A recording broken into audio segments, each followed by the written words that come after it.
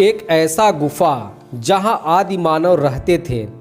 आपने आदिमानव के बारे में पढ़ा और सुना होगा। ये हमारे पूर्वज थे। उन्हीं आदिमानव द्वारा मिले अवशेष के रूप में पेंटिंग जो उस समय के कल्चर को दर्शाता है और साथ ही यह जगह महाभारत काल से भी संबंध रखता है, यानी अज्ञातवास में पांडवों ने यहाँ पर समय बिताया था। दोस्तों, ये वीडियो बहुत खास है आपके लिए, क्योंकि ये जगह हमारी हजारों वर्ष पुरानी यादों को तरोताज़ा कर देता है। यह बताता है कि उस समय के आदिमानव कैसे थे, उनकी विचारधारा कैसे थी। नमस्कार, मैं हूँ Surya Pratap Singh, founder and CEO of Redgo trip. आज हम इस वीडियो में UNESCO world heritage site rock shelters of Bhimbetka घूमने की संपूर्ण जानकारी देंगे, जैसे कि इस जगह का नाम भीमबेटका क्यों पड़ा, भीमबेटका की परिचय क्या है, यदि आप भीमबेटका घूमने जाना चाहते हैं तो यहाँ आपको क्या क्या देखने को मिलेगा, भीमबेटका की टिकट प्राइस कितनी है और सबसे खूबसूरत समय, सबसे अच्छा समय कौन सा है भीमबेटका जाने का, और यहाँ घूमने के साथ साथ हमें और क्या सावधानियाँ रखनी है। तो भीमबेटका यात्रा से जुड़ी संपूर्ण जानकारी के लिए वीडियो को पूरा अंत तक जरूर देखें। और हाँ, अगर आप घूमने फिरने का शौक़ रखते हैं, यदि आपके पास समय नहीं है घूमने का, आप सिर्फ घर बैठे दुनिया को देखना चाहते हैं, एक बजट टूर करना चाहते हैं, ठगी का शिकार होने से बचना चाहते हैं, तो रेडगो ट्रिप का चैनल सिर्फ आपके लिए है। तो तुरंत रेडगो ट्रिप का चैनल सब्सक्राइब कर लें और बगल वाला घंटा भी दबा दें और वीडियो को लाइक ज़रूर कर दें। रेडगो ट्रिप आपको फ्री में लाइफ टाइम सदस्यता देता है। आप अपने टूर प्लान की जानकारी हमारे बोर्ड लाइन नंबर पर फ़ोन करके ले सकते हैं। हमारी टीम आपकी पूरी सहायता करती है आपकी यात्रा को मंगलमय बनाने में।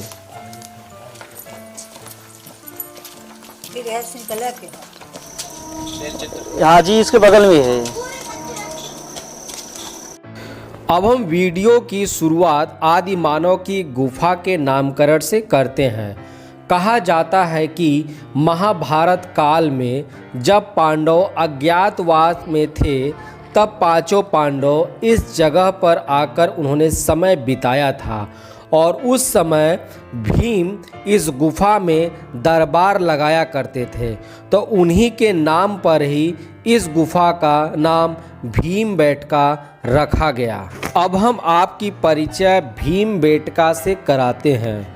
भीमबेटका भारत के मध्य प्रदेश राज्य के रायसेन जिला में भोपाल से लगभग 45 किलोमीटर दूर रातापानी वाइल्ड लाइफ सेंचुरी तथा विंध्याचल पहाड़ी के तलहटी में स्थित पूरा पाषाणिक आवासीय पुरास्थल है।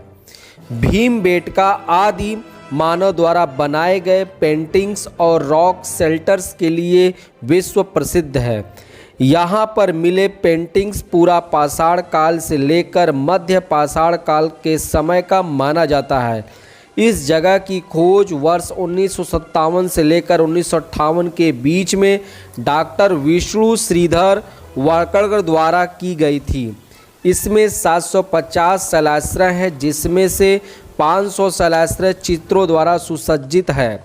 बताया जाता है कि यहाँ की पेंटिंग लगभग 10,000 वर्ष पुरानी है, लेकिन अभी टूरिस्ट के लिए 750 में से मात्र 15 गुफा टूरिस्ट के लिए खोला गया है।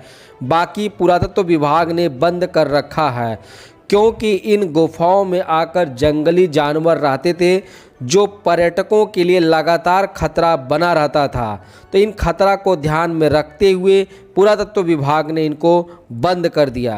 अब हम बात करते हैं कि यदि आप भीमबेटका घूमने जाते हैं तो आपको यहाँ क्या क्या देखने को मिलेगा। सबसे पहले पॉइंट नंबर 1, अगर आप नेचर प्रेमी हैं तो आपको यहाँ ज़्यादा मज़ा आएगा। यहाँ के बड़े बड़े रॉक शेल्टर्स के साथ फोटोग्राफी आपकी खुशी को कई गुना बढ़ा देता है। सेकेंड पॉइंट, आपको यहाँ छोटे से लेकर लगभग 20 मीटर तक के ऊंचे ऊंचे रॉक शेल्टर्स देखने को मिलेगा और प्रत्येक रॉक शेल्टर्स की अपनी अलग अलग खासियत है। थर्ड पॉइंट, यहाँ के रॉक शेल्टर्स में आपको आदिमानव द्वारा बनाई गई पेंटिंग्स भी देखने को मिलेगा। इस पेंटिंग्स में अलग अलग जंगली जानवर जैसे कि टाइगर, घोड़ा, हाथी, इसके अलावा अन्य जानवरों के साथ उस समय के कल्चर, डांसिंग की पेंटिंग अलग अलग कलर में बनाई गई है। तो अगर आप भोपाल कभी भी घूमने जा रहे हैं तो आप भीमबेटका का प्लान ज़रूर करें, यहाँ एक बार ज़रूर जाएं घूमने के लिए। अब हम बात करते हैं कि भीमबेटका कैसे पहुँचना है। तो सबसे पहले मैं आपको भीमबेटका का लोकेशन बता देता हूँ। पॉइंट नंबर 1, भोपाल से आप निकलेंगे तो आपको मिलेगा भोजपुर मोड़, फिर उसके बाद मंडीदीप, फिर अब्दुल्लागंज, फिर आपको मिलेगा भीमबेटका, फिर उसके बाद होशंगाबाद, फिर मिलेगा आपको इटारसी जंक्शन। अगर आप वाया इटारसी से आप होकर आते हैं तो आप इटारसी आएंगे, सबसे पहले आप आएंगे होशंगाबाद, होशंगाबाद बाद मिलेगा भीमबेटका। यही रूट आपको फॉलो करना है। अब हम बात कर लेते हैं कितना किलोमीटर है। तो भीमबेटका भोपाल से 45 किलोमीटर और इटारसी जंक्शन से 52 किलोमीटर, होशंगाबाद से 41 किलोमीटर और मंडीदीप से लगभग 25 किलोमीटर है। सेकेंड पॉइंट, अगर आप भोपाल से बाई बस आते हैं तो आप होशंगाबाद वाली बस को पकड़ें। यदि आप इटारसी जंक्शन से आ रहे हैं तो आप भोपाल वाली बस पकड़ें। आपको बस भीमबेटका के पास उतार देगी, यानी हाईवे पे उतारेगी।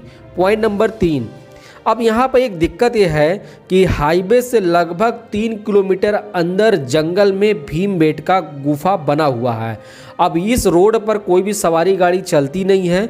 अगर आप अपने वाहन से आ रहे हैं तो बहुत अच्छा है, नहीं तो अदरवाइज़ आपको इस रास्ते पर पैदल चलना पड़ेगा। अगर आपको आसपास कोई ऑटो दिख जाता है तो आप 3 किलोमीटर के लिए कोई ऑटो आप रिजर्व कर सकते हैं।